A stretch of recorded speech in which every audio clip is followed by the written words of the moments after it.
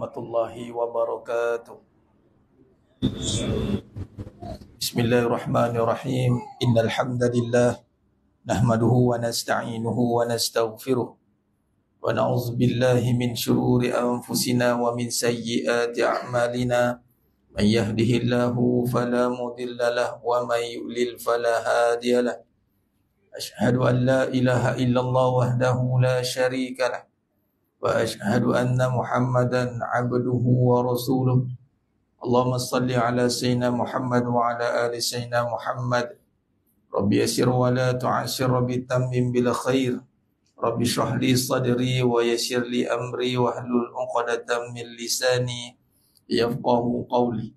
Allahumma aftah alaina hikmataka wa anshur alaina min khazaini rahmatika ya arhamar rahimin. Wallahu allazi la ilaha illa huwa alimul ghaibi wasyahadah wa rahmanur rahim. Wallahu allazi la ilaha illa huwal malikul quddus. Al-malikul quddusus salamul mu'minul muhaiminul azizul jabbarul mutakabbir. Subhanallahi amma yusyrikun. Wallahul khaliqul bari'ul musawwiru lahul asma'ul husna. Yusabbihu lahu ma fis samawati wal ardh wa huwal azizul hakim.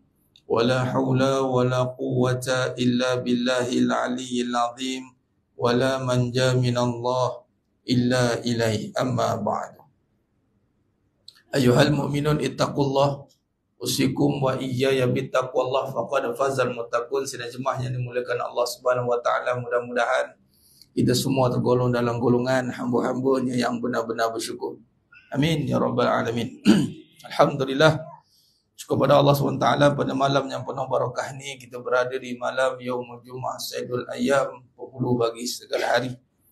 Alhamdulillah, pada malam yang penuh barakah ni Allah izinkan kita untuk meneruskan lagi kajian ilmu kita di dalam syarah hakikat kehidupan, insya-Allah. Dalam menyambung perbahasan perlu ikutkan tadi muka 59. Sekejap Khair. Allahumma salli ala sayyidina. Okay. Dalam fasal membincangkan masih perbahasan tentang mengenal diri. Perbahasan tentang mengenal diri, yakni merenung kembali kepada asal kejadian kita. Baik, dalam perbahasan hakikat kehidupan jemaah sekalian, kita merujuk pada 4 usul perbahasan. Disebut tentang kehidupan, dia jangan sekali-sekali menyandarkan pada diri yang berpengalaman. Bukan, kehidupan bukan sekadar belajar dengan pengalaman. Walhal pengalaman belum tentu mengajak erti kehidupan, belum tentu. Sebab ada pengalaman yang benar, ada pengalaman yang batil. Bagai contohlah COVID. Doktor-doktor berpengalaman semuanya. Tak ayat dia kan. Tapi bila nak menyelesaikan masalah COVID, pengalaman tak boleh dijadikan sandaran. New discovery, perkara baru. Walaupun ia ada ketika pengalaman dipanggil skill, pengalaman juga melatih kemahiran. Tapi belum tentu kemahiran menunjukkan kita mahir. Atau ayat-ayat tu mesti kita pegang. Sebab cerita ke depan ni perkara gaib. Bila sebut ke depan perkara gaib, maka yang tahu tentang perkara gaib itulah ghaibul ghaib. Lebih gaib daripada gaib itu Allah Ta'ala. Allah yang maha mengetahui. Kita hanya ada kemahiran perkara yang dulu. Itu okeylah cerita. Itu pun kadang-kadang cerita dulu pun benda dah tak ada. Aku dulu, sekarang dah tak. Dululah, sekarang tak ada dah. Cerita dah tak ada, tak payah cerita lah. Dulu aku, sekali petik 10 datang tau. Itu dulu. Sekarang petik 10 lagi. Jangan cek pasal. Jangan hidup ni menungak langit dah. Okay, poin yang nak disampaikan di sini, Nabi SAW cuba kita lihat. Bagaimana ketika umur kemuncak, naik umur 40 tahun. Itu kalau konteks kehidupan Nabi itu dah ultimate dah. Sebab Nabi dah jadi yang sangat berjaya dah. Gelaran sudah dapat, kedudukan sudah dapat, isteri yang berpengaruh sudah dapat. Kalau dalam segi kehidupan, sadaqallahul azim lah, ibarat macam dah khatam. Tetapi ketika datangnya perbahasan tentang kebenaran, maka Nabi SAW tidak pun meletakkan dirinya, berkata tentang hal perihal dirinya, tidak. Nabi berkata hanya bersandarkan illa wahyu yuha. Baik. Maka begitu, berbincang soal kehidupan, itu mesti ada sandaran yang tidak bersandarkan kepada balik dari pengalaman, yakni keadaan diri, keadaan semasa, keadaan setempat. Tapi kita bicara soal letak yang pertama, itu dipanggil kebenaran, siddiq. Ini kita masih membincangkan usul yang pertama, siddiq. Itu maksud dia. Dalam siddiq itu dia boleh dipecahkan sedetail boleh sebenarnya. Ingat, agama bukan untuk dikaji. Kenapa tidak perlu dikaji agama? Kerana dia dah sedia ada dan sempurna. Surah Al-Maidah ayat 3. Dah sempurna, tak perlu kaji lah. Benda dah sempurna, tak payah kaji. Hanya nak memahami saja. Faqih, faham saja. Nak faham macam mana, apa macam contohlah, benda dah siap, kita bukan nak kaji, kita nak memahami prosesnya, apa macam mana cara buatnya. Itu. Tapi kalau kehidupan, dia ada dua tuntutan. Pertama, kaji. Kedua, barulah memahami. Dia tak boleh terus-terus nak faham tanpa perlu kaji. Kalau dia tak faham. Sebab dalam kehidupan itu terpecah pada dua bahagian. Jadi bahagian pertama itu adalah kebenaran. Bahagian kedua adalah kebatilan. Dua pecahan. Wala talbisul haqqa bil batil wa taqtumul haqqa wa antum ta'lamun. Jangan campur adukan hak dan batil. Dan kamu sembunyikan kebenaran setelah kamu mengetahui. Satu. Dan surah Al-Fat 28 Allah berfirman, huwallazi arsala rasulahu bil huda wa dinil haqq. Dinil haqq. Liyuzhirahu 'ala dini kulli wa kafa billahi syahida. Ketika Allah SWT mengutuskan Nabi Muhammad SAW untuk menyampaikan huda, yakni petunjuk, menyampaikan hidayah Allah dan agama kebenaran, dinil haqq. Okey. Agama kebenaran merujuk kepada yang pertama, inna dina indallahil Islam. Yang benar pasti akan membawa kepada kesejahteraan. Bahasa mudah, kalau kita pakai barang original, spare part original. Bila original ni, dia ada satu sifat confident. Apa confident lah tak? Dia orang ori ni confident lah. Boleh lenjan lah tak? Boleh. Dia kalau tak barang apa aftermarket ni janji pasal. Yang terbaru ni cak ayam pun ada cap lagi. Cak ayam kan. Ada viral satu, dia buat motor suami isteri, tercabut tayar belakang dia. Motor Ducati. Ya Rabbi, tercabut tayar. Selalu kita sebut tayar belakang potong tayar depan kan. Berlaku. Tayar belakang potong tayar depan. Gerak. Si isteri dia dalam tu dia pakai video. Sempat ada rakam kan. Isteri tepuk dia. Tayar belakang dah pergi ke depan dah. Betul dia jatuh lah. Tengok. Spare part original tetap mengungguli lah. Sebab dia ada warranty. Jadi, bila sebut agama adalah kepercayaan. Kepercayaan, dia dalam saya, bila belajar dalam perbandingan agama, karya perbandingan agama. Bagus kan, dengan guru saya, Dr. Faizal Khair. Untuk mendefinisikan agama saja bukan satu benda yang mudah. Sebab agama tu banyak orang boleh klik. Pahaman ni banyak. Banyak benda sampai free thinker, atheist pun pahaman. Macam-macam pahaman. Liberal, agama, pahaman yang dia jadikan kepercayaan dia. Okay. Itu agama. Tapi dalam banyak kepercayaan, kepercayaan mana yang benar-benar memberikan kesejahteraan. Dok kita ni ada satu benda yang kita absorb dalam hidup sepanjang kehidupan, ada satu benda yang doktrin dalam fikiran kita. Kita tanya balik, dalam kita doktrin tu, pemikiran tu membawa kesejahteraan ke membawa kepada lebih menyusahkan? Pantang larang itu tak kena, ni tak kena, lebih ada ketakutan. Ada keyakinan yang tidak membawa kepada kesejahteraan. Jadi kalau keyakinan yang membawa kepada kesejahteraan, itulah keyakinan yang benar. Kita percaya pada duit. Susah hati pula percaya pada duit. Bila ada senang, bila tak ada dah. Tapi bila kepercayaan tu makin lama makin tanpa batasan, tanpa had. Yang ni percaya pada yang kekal, baka, percaya pada yang kidam, yang sedia ada, percaya pada yang wujud. Maka kepercayaan itu akhirnya mententeramkan jiwa. Nah, itu kepercayaan yang benar. Cara nak train, nak tengok kita percaya apa. Ada orang sebelum jumpa yang benar tu dia percaya yang batil, dia pengalaman tu dah ikut pengalaman aku lah kan. Aku percaya mesti macam gini. Dia adalah dia punya apa orang kata apa, petua-petua kadang-kadang tu kan. Memanglah ada petuanya jadi, ada petua tak jadi. Tapi dalam petua tu dia selesa, dia membawa kesejahteraan. Tenang tak hati dia. Nampak? Baik. Itu membawa kepada dinul haq, ini Islam. Baik. Yang kedua, din yang kedua juga adalah pembahasan tentang pegangan kepercayaan dalam kehidupan. Yang mana pegangan dalam kehidupan mestilah selari dengan agama yang benar. Maka di situlah kita nak menyusun balik macam mana nak bagi ada kepahaman yang benar. Kalau agama yang benar kita dah faham dah ngaji agama kan. Tapi mari ada orang ngaji agama tapi dalam kehidupan pahaman pun tak betul. Ada dia ngaji juga tapi dalam bab contoh bab rezeki tak ada duit mati, tak boleh hidup, pahaman-pahaman salah. Pahaman-pahaman tentang diri, aku ni lemah, aku ni hebat. Kadang-kadang kalau kita tak jaga diri kita, siapa kita? Kalau tak kita air muka kena jaga. Betul, nampak macam betul. Tapi adakah selari dengan kebenaran?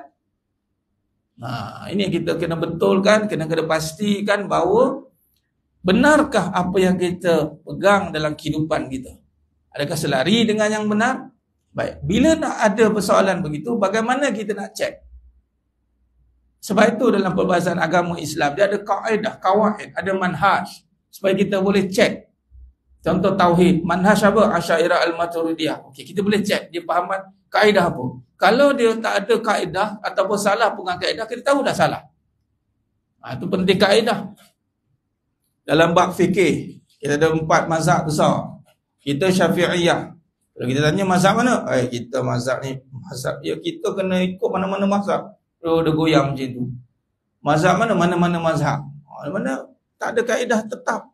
Kamu mesti kena ada kaedah apa? Kaedah mazhab Syafi'iyah. Itu yang utama, jumhur. Kemudian sekiranya ada perbahasan-perbahasan yang lain, baru yang lain. Itu kaedah. Baik, dalam kehidupan, apa kaedah pegangan kita? Kaedah yang kita pegang dalam hidup ni? Aku ikut orang mana? Orang buat jadi. Kita copy, kita tiru dia. Nak berjaya, tiru orang berjaya. Kan? Nak gagal, jangan tiru orang gagal. Cara nak bina kehidupan, macam-macam cara. Ikut cara masing-masing tuan-tuan. Mari datang, pergi. Ini banyak jumpa dalam mana ni? Motivasi. Motivasi.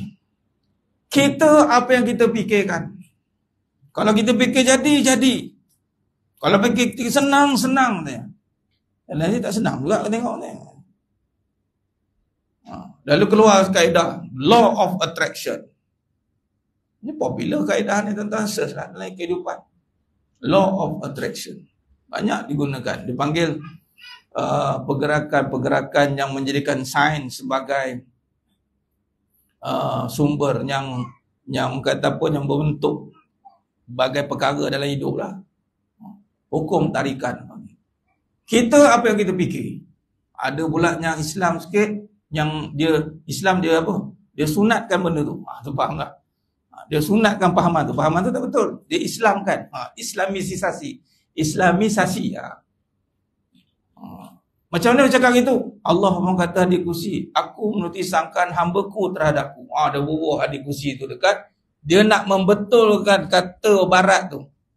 Tu, Michael J. Loser tu nama dia. Yang mengasaskan kepada Law of Attraction, Michael J. Loser. Tahu loser, orang yang gagal. Nama pun gagal lah. Tapi, orang kata, jadilah Ustaz. Fikir jadi. Fikir jadi, bomoh pun jadi kalau dia mentera. Dia fikir jadi, dia ingat jadi tu dia. Masalah dah, tu masalah. Dia fikir jadi. Okay, jaga kita fikir, jaga apa yang kita fikir. Dan sekali kita menentukan hidup kita dengan cara kita fikir. Nampak macam betul mas kan? Nampak macam betul. Tapi kena fikir betul-betul. Teruskan balik. Dia ni menyuruh aku menentukan dengan cara fikir, kemudian hidup ni ditentukan oleh siapa? Aku lah. Allah lah. Di mana Allah dalam perbincangan hidup kita? Allah lah. Yalah Allah lah. Tapi kalau kita tak fikir macam mana jadi? Gagal akidah goncang. Ini semua kerana kenapa jadi begini? Kerana tak ada kaedah yang benar. Jadi terus kita sepanjang mengaji, insya-Allah mudah-mudahan Allah beri faham dan boleh kita amalkan apa yang kita belajar. Itulah kaedah sifat wajib bagi Nabi sallallahu alaihi wasallam. Soft, siddiq, amanah, fatanah. Apa-apa perbincangan dalam kehidupan mestilah dimulakan dengan siddiq, iaitu benar, mencari kebenaran dalam kehidupan. Termasuklah apa yang kita bincangkan malam ini, yakni kebenaran itu juga mestilah direnung pada diri kita. Apa sebenarnya diri ini? Ustaz, dalam hidup ni takkan sekarang mau cari balik apa yang sebenar. Iyalah.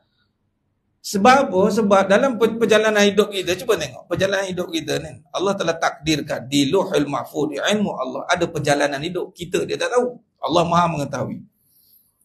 Selagi kita tak jumpa yang benar, dia akan jadi kehidupan kita macam mana? Kehidupan itu sendiri Allah takdirkan ada susah dan senang, baik dan buruk.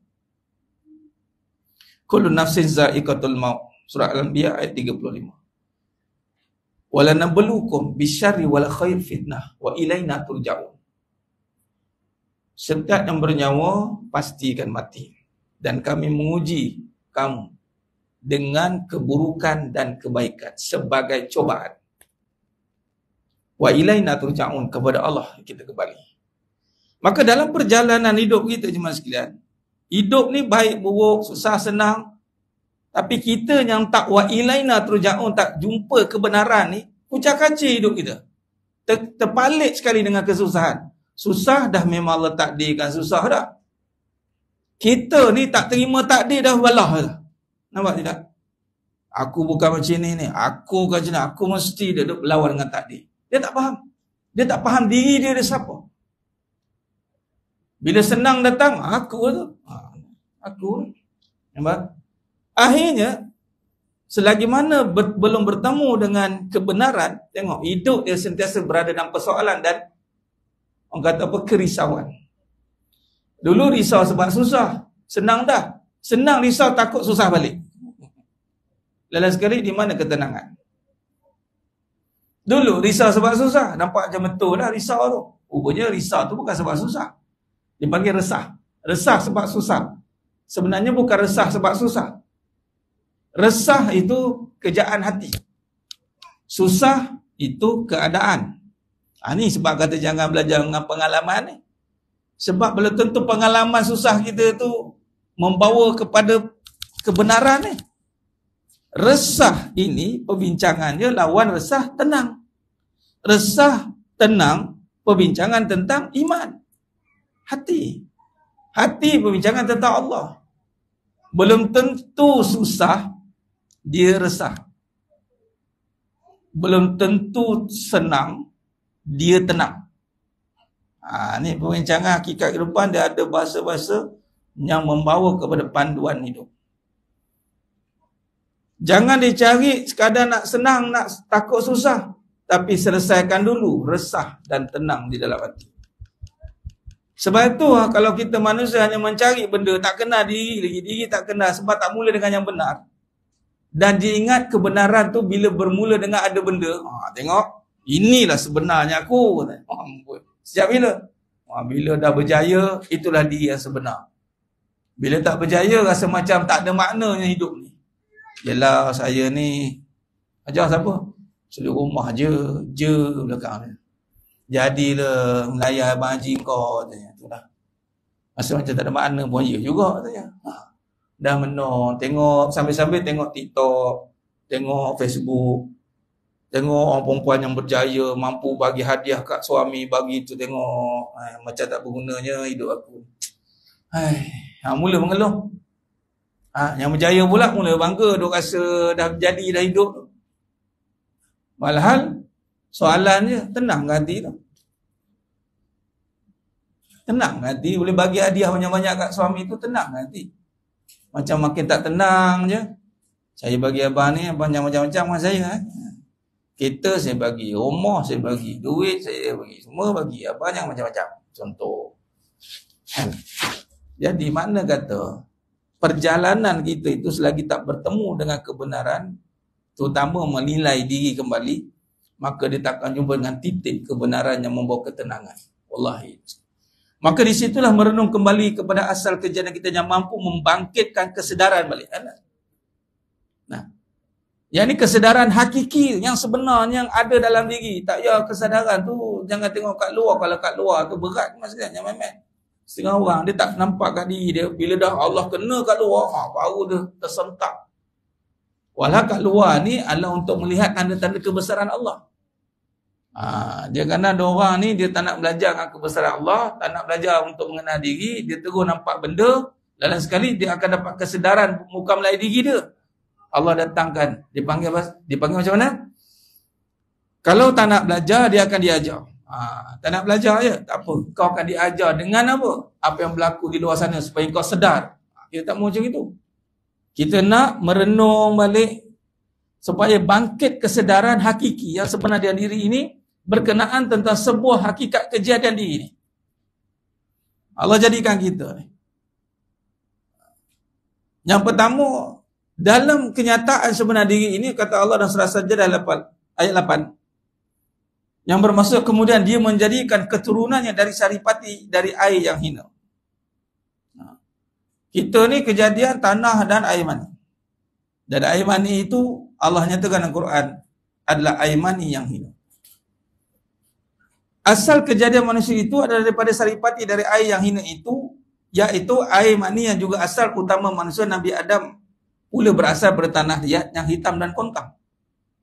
Makanya jelas kita fahami bahawa kita ini adalah bermula hina. Ingat.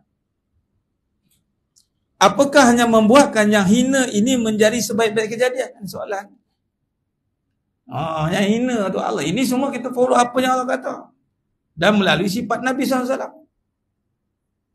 Apa yang hina ni tiba-tiba boleh jadi laqad khalaqnal insana fi ahsani taqwim. Ini kalau tak faham mas sekalian, kadang-kadang ni diorang tahu kita je lah, kita ni daripada iman yang hina, tahu kita ni hina, tapi dia nak faham tu setelah dihina. Setelah dihina, dan hina pula sebab tak ada apa. Tu rasa terhinanya saya tak ada benda, tak ada harta, tahulah saya tak ada benda.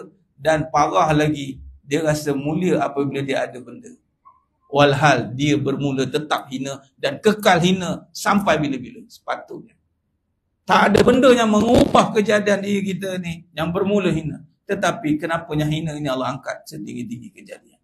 Malah para anbiya, rasul semua itu Allah muliakan. Yang mana Allah muliakan, Allah muliakan. Di situlah benda pertama, bila ada bermula hina, maka fitrah kita nak cari yang mulia. Hati kita nak cari kemuliaan.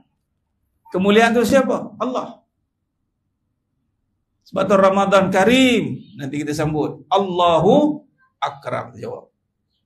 Kita sebut Ramadan Karim, mulia, mulia, mulia. Kita kena jawab apa? Allah yang mulia. Iblis tidak. Dia mengaku, aku mulia. Kerana apa mulia? Kerana ibadah. Kita ibadah ni kita mulia. Kalau kata sebab ibadah kita mulia, Iblis kat mana? Jangan kita tak sedar dalam percakapan, perjalanan. Kita ingat kita boleh beramal. Kalau setara beramal pun belum tentu mulia. Yang tak beramal, balik awal, sadaqallahul-azim. Dia puja orang itulah. Yang belum tentu yang pergi masjid tu mulia katanya. Belum tentu yang pakai serban tu mulia. Nak pula sama sekarang macam-macam tu, tunggu nak tabur. Kalau lah yang beramal belum tentu mulia, yang tak beramal perasan mulia. Kalau dia tahu dia tu hina, maka mestilah dia beramal sepatutnya. Baik. Maka jemaah yang muliakan Allah Subhanahu Wa Taala,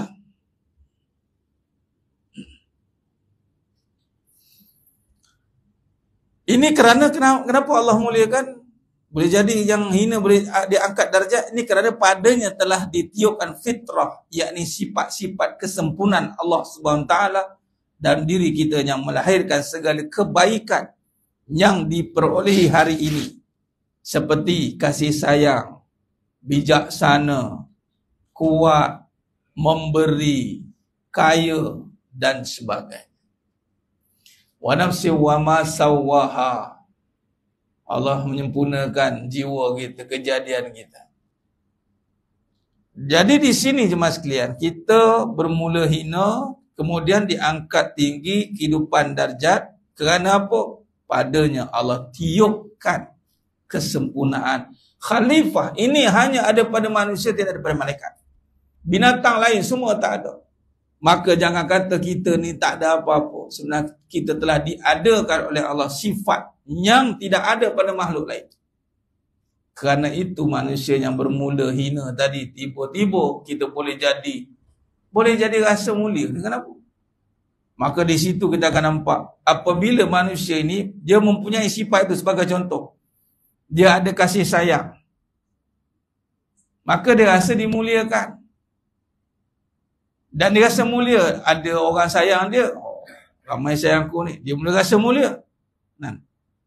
Orang boleh sayang dan kita boleh sayang pula. Walhal sayang itu sebenarnya sifat dia mulia, tapi sifat yang mulia itu bukan pada diri kita.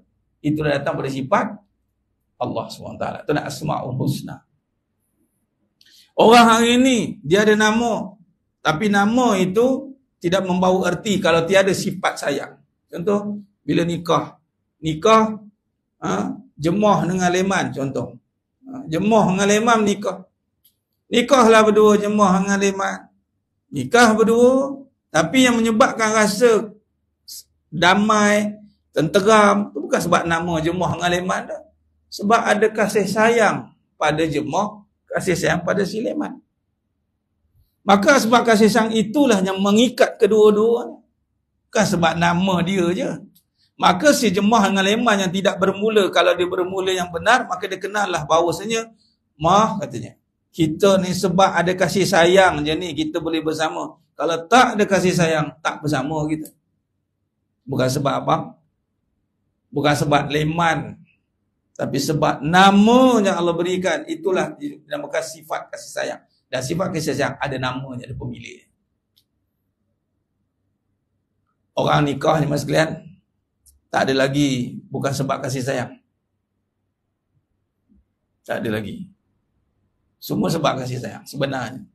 Tapi kerana dia gagal nak memahami kasih sayang, maka berubah hal tuju dia, niat dia berubah. Maka rosaklah dia apabila padanya ada hal-hal lain selain kasih sayang. Dia nampak harta lah, dia nampak benda lah.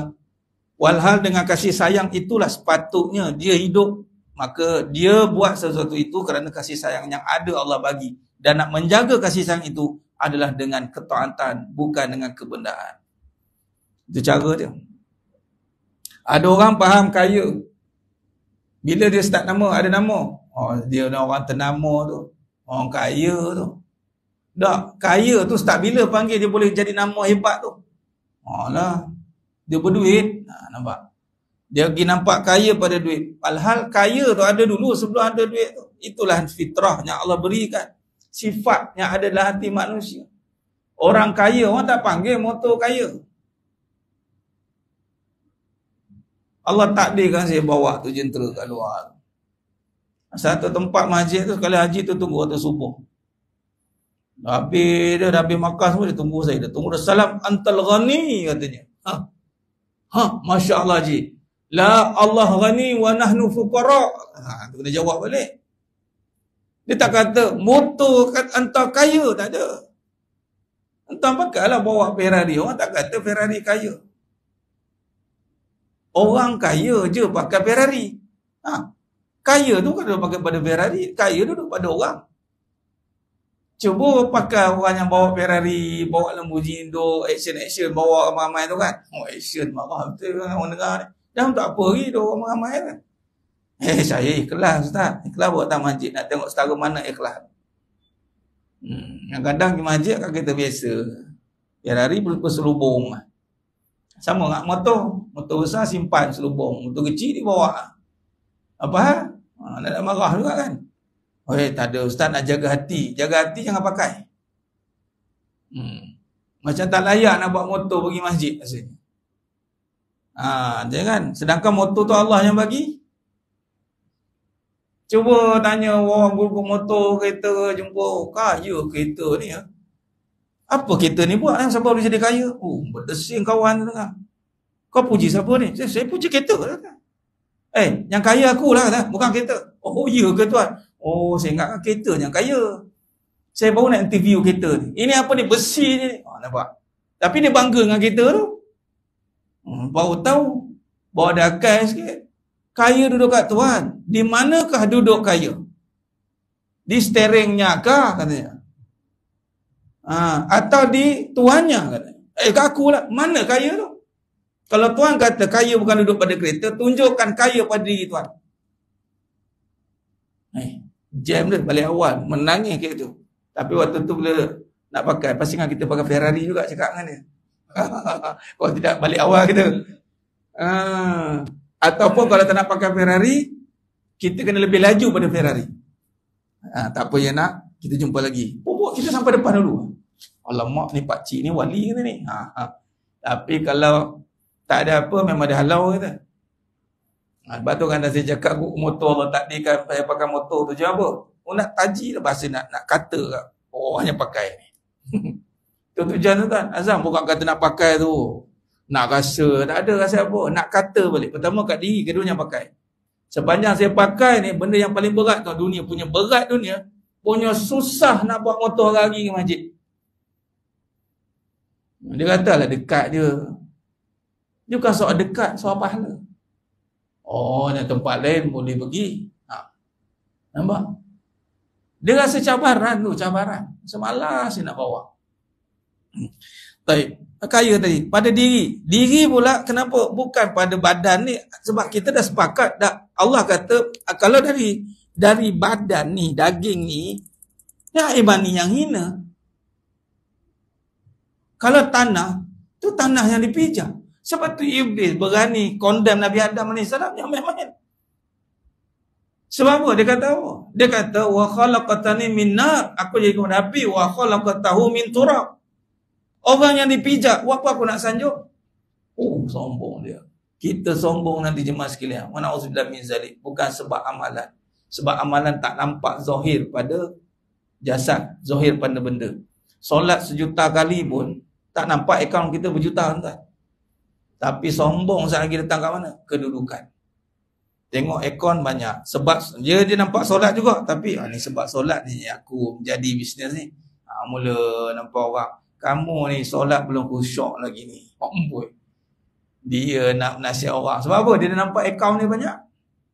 Cuba kalau akaun dia tak banyak, nangis-nangis solat nak silap bulan. Berapi-rapi cakap ke depan. Sebab apa? Amalan menjadi. Cuba kalau amalan tu tak jadi. Dia sebenarnya bukan amalan tak jadi. Dia bukan nisbah. Beramal ni banyak duit. Beramal je anak jadi baik. Belum tentu maksudnya.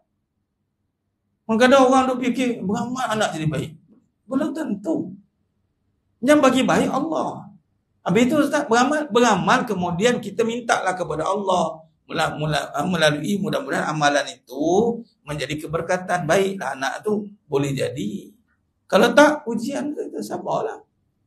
Nabi Nuh AS diuji begitu. Baik.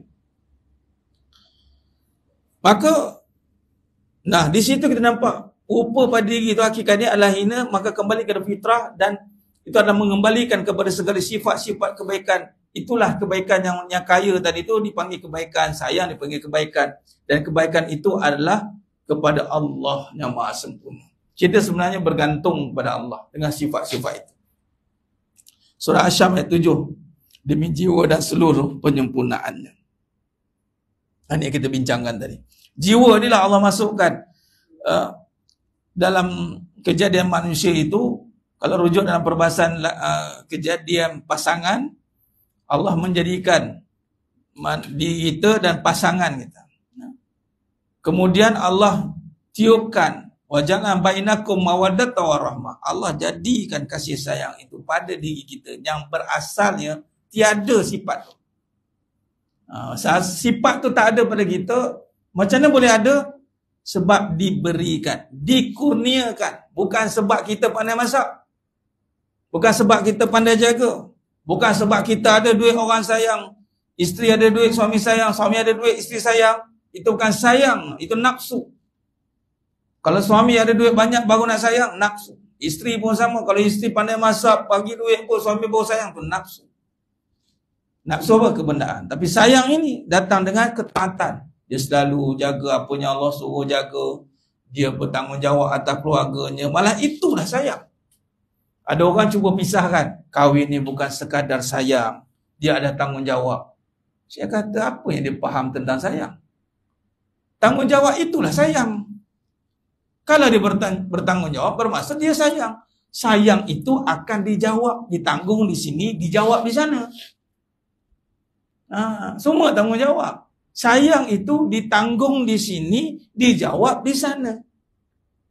Allah bagikan, barang siapa yang berjaya menanggung sayang itu dengan keimanan, yakni mengenal Allah, lalu beramal kerana kita ni hambanya, tanpa perlu berharap kepada makhluk, tanpa perlu berharap isteri cakap say thank you, tanpa perlu berharap suami say I love you ke, bang saya buat ni sebab apa? Sebab saya harapkan kasih sayang Allah.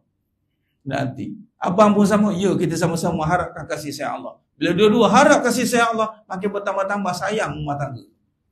Tapi kalau harap kat orang, yalah kita dah masak kurang-kurangnya, yalah kan, yang ajar pula bagi tip yang bukan-bukan. Dia tengok, yang pertama kalau nak suami sayang, kita masak sedap-sedap untuk dia. Kalau tengok masak sedap, suami pun macam biasa je. Kecewa kawan. Walau sayang itu adalah kita nak nyatakan sifat kehambaan, yang mana asal kita tak ada sifat tu pun. Boleh ada ni. Lalu luahkan sayang itu dengan ketaatan. Luahkan sayang itu nak mengharap keredaan, bukan nak mengharap pujian. Berapa ramai para isteri, suami. Ini saya cerita suami isteri sebab sayang tu nampak kat situ. Dan itu sifat yang pertama yang ada. Perbahasan Ar-Rahman Ar-Rahim. Yang diajar untuk menjadi riak. Diajar tanpa sedar. Buat baik nak dilihat suami. Buat baik nak dilihat isteri. Anak-anak buat baik depan mak je, belakang huru-hara. Isteri buat baik depan suami, belakang huru-hara mengata balik, harap kita je lah. Aku sabar dah lama sebenarnya, tapi lah tak ada arah kan, tu yang ada. Amboi, aku pun sama. Lah sama ke jemaah kita. Jom kita buat kelab isteri teranaya. Tapi depan suami, cakap bagus punya. Tapi belakang, dikatanya kawan tu, habis pahala. Sebab tu orang kadang, jangan pahala tu boleh jadi hilang macam itu. Baik. Maka hina sifat kita, baik sifat Allah. Pegang duduk situ. Hina sifat kita, baik sifat Allah. Sebaik mana dan sehebat mana yang kita rasakan hari ini, adalah segala terdiri daripada sifat kesempurnaan Allah. Ini kena pegang sebab nanti. Sifat tu nanti zahir, nanti jemaah sekalian. Jadi sehebat mana nanti zahir pada diri kita, tetap duduk bahawasanya itu sempurna pada Allah, bukan pada aku. Itu nama wa antal ghani wa nahnu fuqara. Ini kerana yang baik dan mulia itu adalah hak mutlak sifat Allah, maka wajib kita berharap dan berpegang pada yang maha baik. Wa ahsin kama ahsanallahu ilaih, kata Allah dalam surah Al-Qasas 77. Berbuatlah baik kepada hamba-hambaku sebagaimana aku berbuat baik kepada kamu. Allah yang buat baik dulu kat kita, Mas Kelan. Kita buat baik dengan isteri kita, dengan suami kita, dengan anak kita, dengan kawan-kawan. Bukan sebab nak bagi tahu kita baik atau nak harapkan dibalas balik. Kita buat sebab Allah yang mulakan.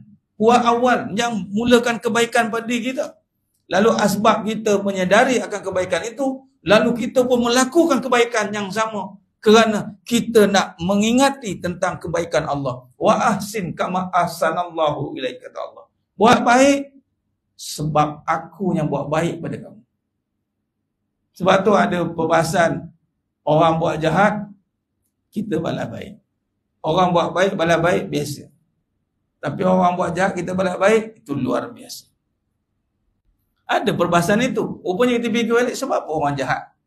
buat jahat kita balas baik. Sebab rupanya bukan soal orang tu jahat ke baik, Allah yang baik kat kita. Mana pernah Allah buat jahat kat kita? Mana auzubillah min zalik, fahaman yang salah. Walaupun Allah takdirkan buruk pada kita, takdir buruk itu bukan bermaksud satu keburukan yang boleh merosakkan. Padanya ada hikmah. Sudah tanya husnuzan. Maka tak perlulah tunggu orang baik baru nak buat baik. Saya ni tunggu je kalau suami saya baiklah. Kalau dia jahat, 10 kali jahat saya, terbalik pula. Nah, itulah pandangan manusia yang tidak ada pegangan iman yang benar. Baik. Kehidupan kita akan menjadi kembali hina kalau manusia yang berharap kepada selain Allah. Kita akan tetap dalam kehinaan. Kehidupan kita akan kembali hina, akhlak kita jadi hina, dan sekeliling juga bertukar menjadi suasana yang penuh kehinaan. Kalau berharap kepada kebaikan selain Allah, maka tetaplah berpegang pada yang baik dan yang mulia. Maka Allah akan tetapkan kita dalam kebaikan. Berharaplah kebaikan yang ada pada Allah. Ya Allah, kebaikan yang ada padamu, ya Allah, berikan. As'aluka min fadli. Itu maksud kita berharap kebaikan pada Allah. Rabbana atina fid dunya hasanah. Itu harapkan kebaikan. Kita bukan harap kebaikan pada anak, pada suami, pada isteri. Salah pegangan itu menyebabkan kita akan kecewa. Harap-haraplah anak ni. Kita berharap kebaikan pada anak. Lalah anak tu buat je jahat. Pening kita. Sebab apa buat je jahat? Rupanya anak tu mana ada kebaikan asalnya. Kalau kita faham. Habis macam mana nak anak tu jadi baik? Ya Allah. Jadikanlah anakku baik, ya Allah. Bukan anak tu baik sendiri. Kamu kena jadi baik. Kamu kena gini. Takkan mampu kita jadi baik. Kadang-kadang orang bercakap, saya tak mampu jadi baik. Saya tak mampu. Kenakah saya? Kenapa? Kamu perasan kamu mampu kan? Sudah katanya. Kamu melihat baik itu pada diri. Salah. Baik itu pada Allah. Allah yang kurniakan kebaikan. Itu cara. Maka orang yang baik adalah melihat. Ni pula orang yang baik melihat pula dirinya buruk. Dengan melihat yang lain itu baik. Tengok terbalik Allah buat gitu. Sebab ulama-ulama hebat, yang orang yang mengadi muhasabah diri, dia akan nampak keburukan pada diri, kelemahan. Sebab tu Allah adakan sisi buruk kita ni, sisi buruk untuk supaya kita muhasabah. Supaya bila baik tu datang, kita muhasabah nampak buruk pada diri. Maka tak adalah kita perasan baik, walaupun waktu itu Allah dah baikkan kita. Dan menjadi pula sikap dia, akhlak dia adalah apabila melihat dirinya buruk, orang baik. Orang yang buruk itu melihat dirinya baik, orang buruk. Itulah iblis. Iblis melihat semua buruk, dia baik. Tapi Nabi Adam AS melihat dirinya, walaupun Nabi tetap melihat dirinya penuh kekhilafan. Rabbana zalamna anfusana wa illam taghfir lana wa tarhamna lakunanna minal khasirin. Nah, jadi kesimpulan jemaah sekalian, pengambil penutup, maka orang yang baik adalah melihat diri yang buruk dan melihat yang lain itu baik, dan orang yang buruk itu melihat orang lain buruk dan diri yang baik, sedangkan hakikatnya kita adalah buruk dan yang baik itu hanyalah Allah. Maka wajib bagi kita melihat yang baik-baik saja. Ini datanglah husnuzan. Ustaz, habis tu orang tu buat dosa, dia buat jahat, takkan nak lihat baik pula. Buruk tetap buruk, dosa tetap dosa. Tapi jangan memburukkan lagi dengan menghina dia. Dosa, ya apa dosa? Tapi kita diajar untuk melihat dengan kebesaran Allah. Apa dia? Kita mohon keampunan Allah pada dia. Itu orang yang hebat. Boleh jadi tengok orang jahat, kita ni nampak baik dah. Apa orang ulama fikir? Ulama fikir apa? Dia ni kalau dia baik, kemungkinan dia lebih baik pada aku. Satu masa dia jahat tu, sekali dia dapat hidayah Allah, kemungkinan dia lebih baik dari kita.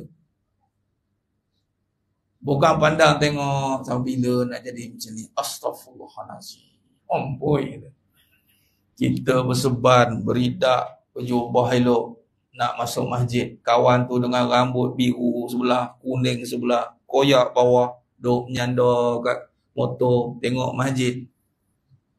Yang berseban, berjubah, beridak, tengok kawan tu. Yang kawan tu tengok pula yang berserban berjubah beridak ni. Yang si kawan tu tengok, ya Allah, alangkah bagusnya satu hari nanti aku macam itu. Dalam hati dia. Yang berjubah beridak serban ni, apalah nak jadi Muhammad ni. Astaghfirullahalazim. Inilah dunia. Masuk dia dengan jalan. Yang bertudung labuh, berniqab semua, jalan masuk, berpimpin tangan ke majlis-majlis hebat. Yang berskirt, beraurat terbuka sana, pandang tengok. Seronok kalau aku dapat macam itu. Yang bertudung labuh, berlituk, berpegang pimpin tangan masa majlis, tengok orang macam tu. Astagfirullah. Sampai bila nak macam ni? Sekarang ni siapa mulia, siapa ini? Jangan. Dosa luar boleh kejap dia, tapi kalau dosa hati, na'udzubillah min zalik. Ada satu wali Allah Ta'ala, Yazid Al-Bustami. Satu ketika tu diriwayatkan berjalan satu malam dekat tempat sampah. Jalan, anjing pun lalu. Cerita ni masyhur mas kan, Yazid Al-Bustami. Maka dia angkat kain dia, jubah dia. Maka dengan takdir Allah, anjing tu bercakap, Tuan, katanya, kalau Tuan mengangkat jubah takut terkena dengan najis aku, yang boleh dibasuh dengan air mutlak 6 kali, air tanah sekali. Dia mengaji anjing tu, maka tak apa. Tapi kalau Tuan mengangkat jubah kerana aku mulia, engkau mulia, aku hina, najis di hati Tuan 7 samudera tak mampu disucikan. Wah, sebuah salah yang teramat. Maka nak rasa nak counter balik itu, Abu Yazid Al-Bustami bercakap apa? Izinkan aku nak berjalan dengan kamu. Maka si anjing bercakap, tak payahlah, nanti kau akan difitnah, kerana kau berjalan dengan yang hina. Tak payahlah, katanya. Nanti kau akan lebih teruk difitnah. Nampak tidak? Tapi sungguh jemaah sekalian, kita pandang anjing, kita pandang khinzir, yang tak jadi yang tak jadi sebab orang mencarut nama dia. Tak pasal-pasal. Si khinzir ni pun aku pening betul lah orang ni. Si khinzir ni ataupun elai si babi ni kan. Senang sebut kan. Kita pun takut nak sebut, dah jadi macam pencarut. Padahal tak mencarut pun asal dia kan. Babi mana mencarut, tapi asal orang guna untuk mencarut. Ya Rabbi, nak bagi tahu anjing ke khinzir ke, semua ciptaan Allah bertasbih. Wallahul khaliqul bari'ul musawwiru lahul asmaul husna yusabbihu lahu ma fis samawati wal ardh. Tasbih tu khinzir tu.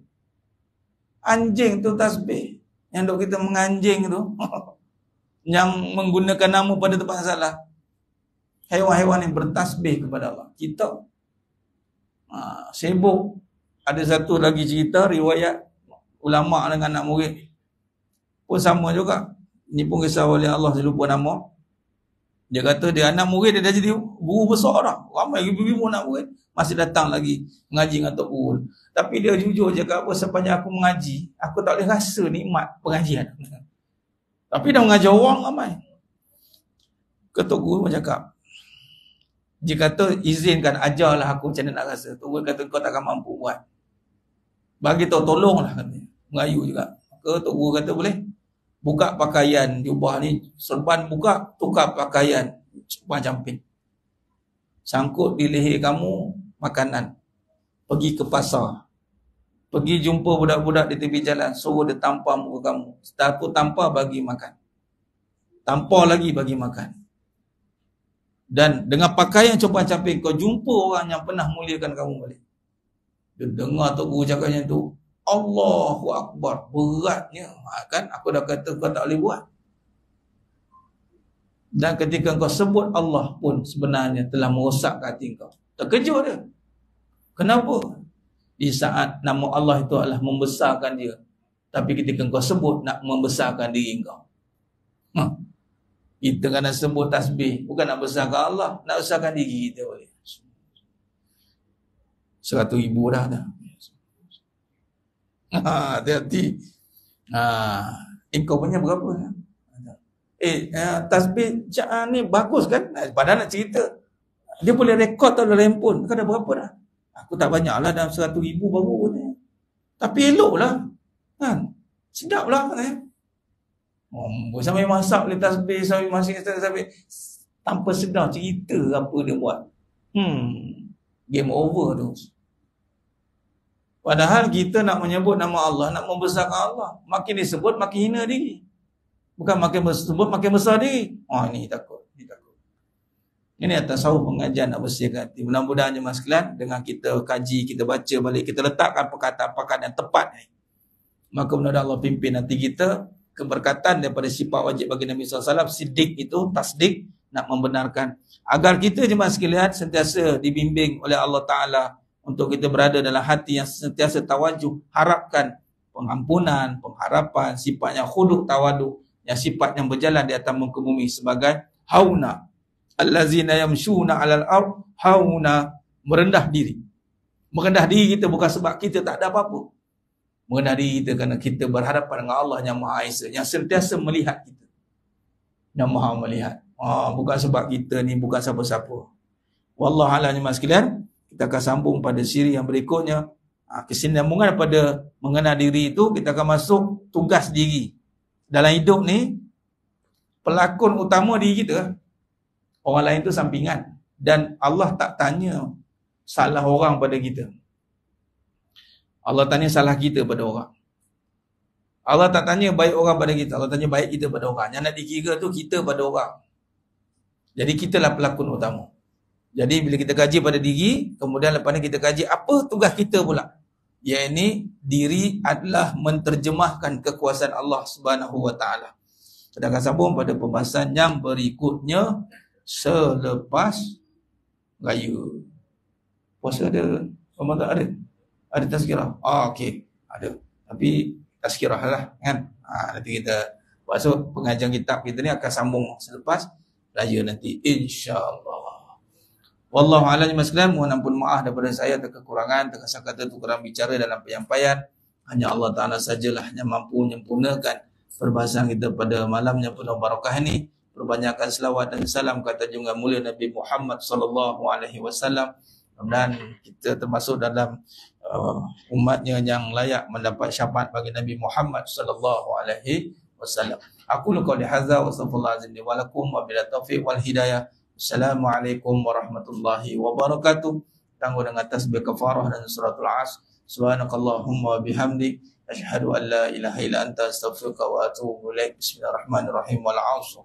Innal insana fi khusr illa alladhina amanu wa amilus solihat wa tawassaw bil haqq wa tawassaw bis sabr. Wallahu a'lam bishawab. Takbir. Allahu akbar.